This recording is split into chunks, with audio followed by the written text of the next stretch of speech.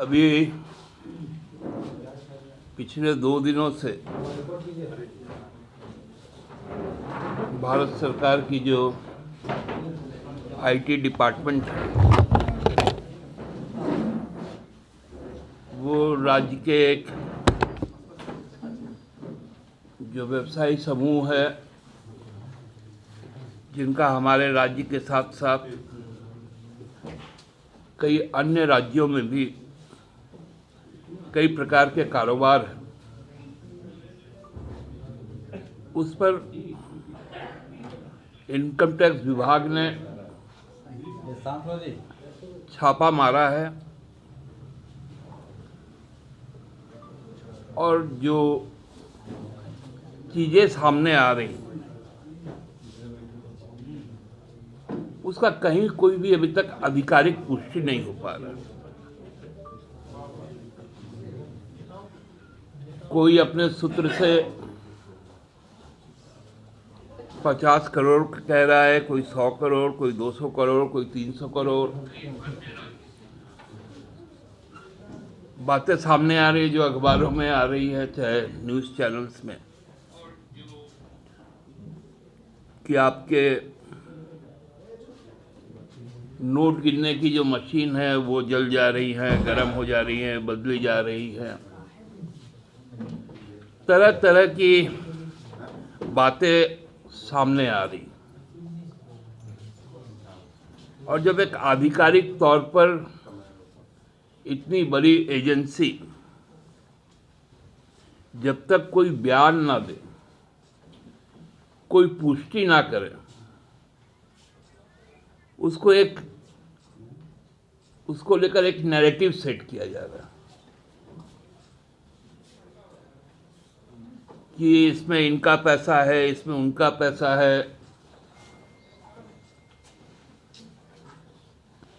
और भी कई तरह की अनर्गल बातें आ रही। हमारे माननीय प्रधानमंत्री ने तो जो संवैधानिक दायित्व का निर्वहन कर रहे हैं और संसद का सत्र भी चल रहा है, लेकिन वो अखबार में छपी खबर को ट्वीट कर देते हैं और उसके बाद भाजपा के राष्ट्रीय प्रवक्ता, हमारे प्रदेश के अध्यक्ष शुरू हो जाते हैं डमरू बजाने के लिए।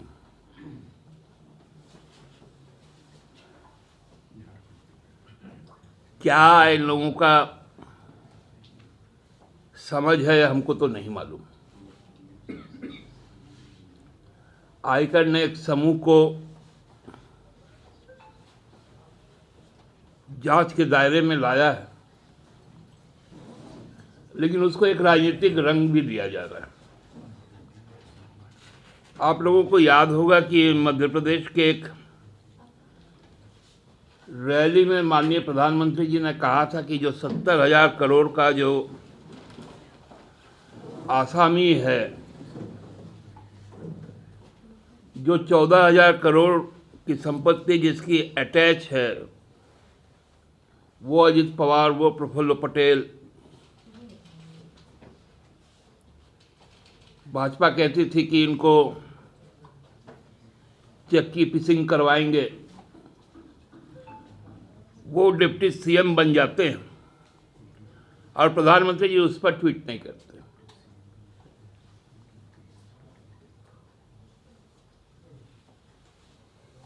यदि कुछ गलत है, आयकर उसकी जांच करेगी,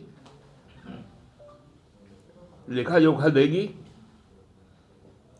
और लेखा जोखा कोई भाजपा के राष्ट्रीय मुख्यालय से या यहाँ के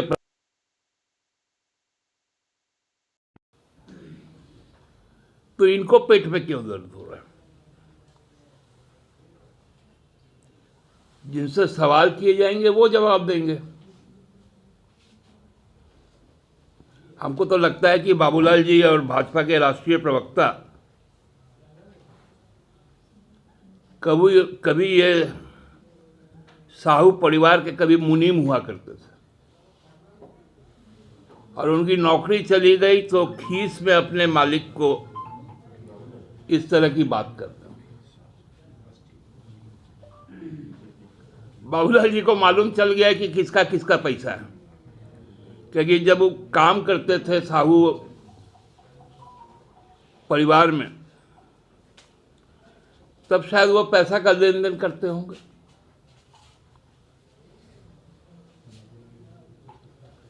क्या बेतुका कल उनका एक बयान आया,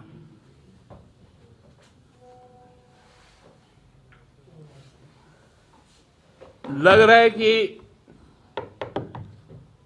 उस परिवार के सारे पैसे कहां से आते हैं सबको बाबूलाल जी को मालूम है, किसके कितने पैसे ये भी उनको मालूम है।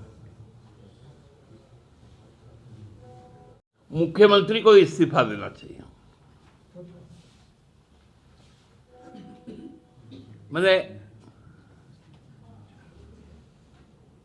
अब तो बाबूलाल जी को बोलना चाहिए कि प्रधानमंत्री जी को भी इस्तीफा देना चाहिए।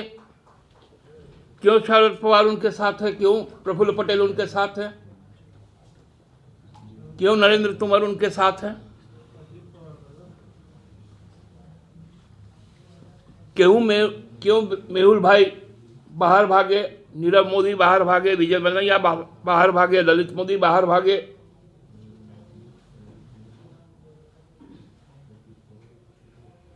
ये कौन सा नैरेटिव है?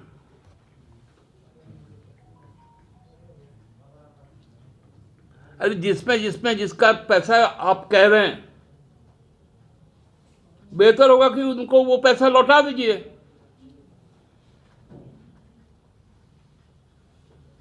वो लोग अपना हिसाब देते रहेंगे।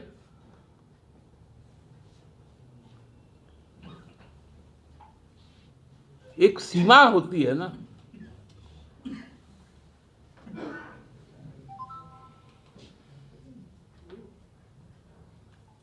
बहुत सारे ऐसे इनकम टैक्स के रेड हुए,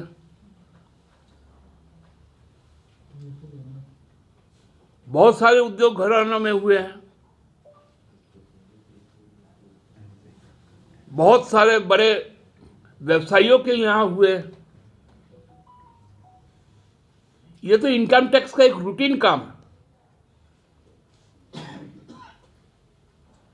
अभी ये साहू परिवार में भी हो रहा है तो रुंगटा परिवार में भी हो रहा है।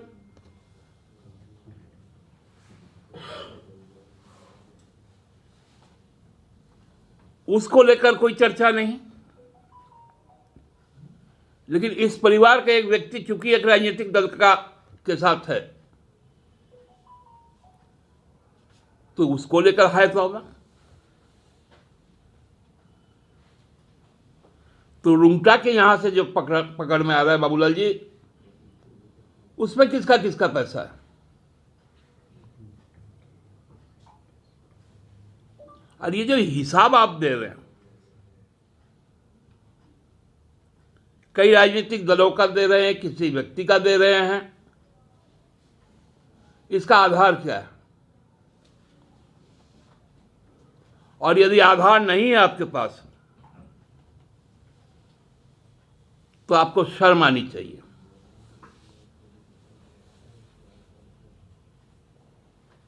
आपको झूठ बोलने से बाज आना चाहिए।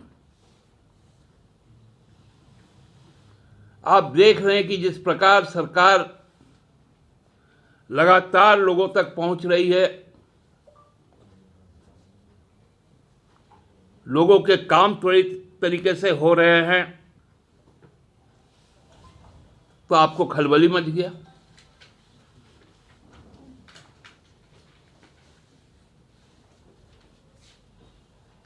इस तरह की बातें कोई राष्ट्रीय पार्टी तो ये बहुत ही अशोभनीय है।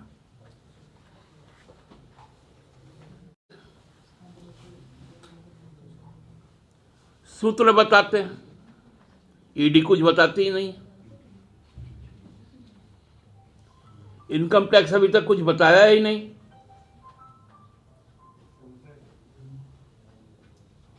उनका सोर्स ऑफ इनकम क्या है, कौन कौन सा व्यवसाय है, उन व्यवसायों में कौन कौन शामिल है, ये बातें तो आई ही नहीं।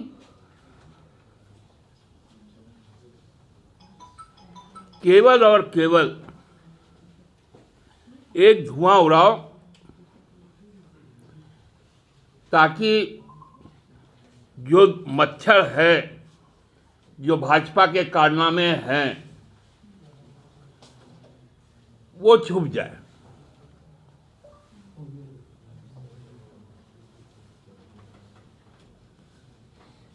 हमारे माननीय मुख्यमंत्री जी ने बहुत स्पष्ट तौर पे कहा है